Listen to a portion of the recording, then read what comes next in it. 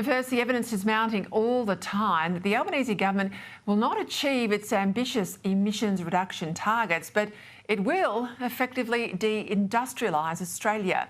Today's Financial Review reports that Labor's current target, which is to cut emissions by 43% by 2030 via an 82% renewable energy target within just 5 years, is increasingly unlikely. And this is because the wholesale replacement of coal-fired power with wind and solar is simply not happening at anything like the required speed. And that's because the economics of it are all dodgy. And people are waking up to the environmental damage that comes with wind turbines in our oceans and national parks and the land degradation that these big, massive solar farms bring.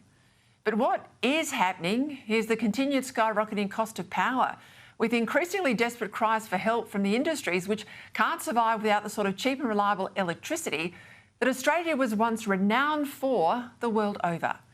Indeed, part of the reason our country's been so prosperous to date is that where we couldn't compete with Asia on wages, we certainly could compete when it came to the input cost of energy, because we're rich in natural resources in a way that so many countries to our north are not. But not anymore. We're now both a high-wage economy and a high-energy cost one as well. And that's why iconic Australian heavy industries, steel at Whyalla, aluminium at Tomago, plus smelting at Mount Isa, Port Pirie and Hobart, simply won't survive with power prices at current levels. And all of these industry players are currently in negotiation with state and federal governments over the subsidies needed to keep them afloat and to keep heavy manufacturing and jobs alive in this country. But much better than hitting up taxpayers to subsidise these industries would be the removal of the policies that are making them unviable in the first place. As I said, these industries only came to Australia because of an abundance of cheap and reliable coal-fired power that made them profitable despite our high wages, our small domestic market, and of course the tyranny of distance. As the Fin reports today, 53% of Australia's electricity is still generated by coal. But that's supposed to fall, under Labor, to just 10% within 5 years. But nothing like the required build of new wind and solar is taking its place.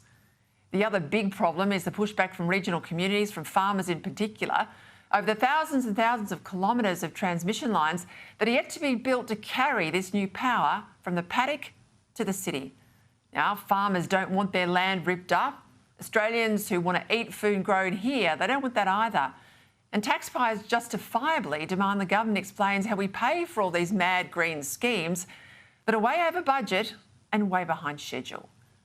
And that's before we even get to the backup generation, mostly gas, that's required to keep the lights on when we don't have the wind and the sun doesn't shine. Because intermittent power that's cheap when it's here has destroyed the economics of power that's on 24/7. And that's meant there's been no new investment for years in coal-fired power, which remains by far the cheapest form of baseload power in this country. And the tragedy here for anyone who wants Australia to remain a country that makes things, farms things and is prosperous as a result is that there's no hope that Labor will change any of this, state or federal, which is why our energy policy is such a slow-motion train wreck. And for what? Ask yourself that.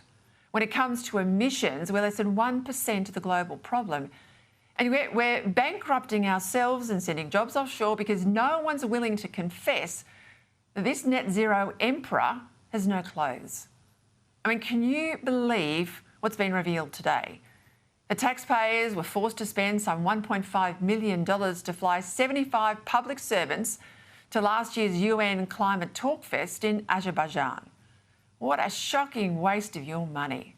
Now, sure, I've worked on these conferences before, maybe send 2 or 3 public servants, but 75? What possible benefit could there be in sending 75 bureaucrats to a global conference? All flying there, I might add, adding to emissions, but it's do as I say, isn't it? Not as I do. It's no wonder our system's incapable of coming up with smart policy when that means officials not only bucking the party line, but getting themselves off their gravy train. If it really was necessary for Australia to be represented at this conference, well, send a minister, 1 or 2 senior public servants and 1 media staffer. 75 officials at a conference the PM didn't think was good enough to attend himself, well, that's outrageous.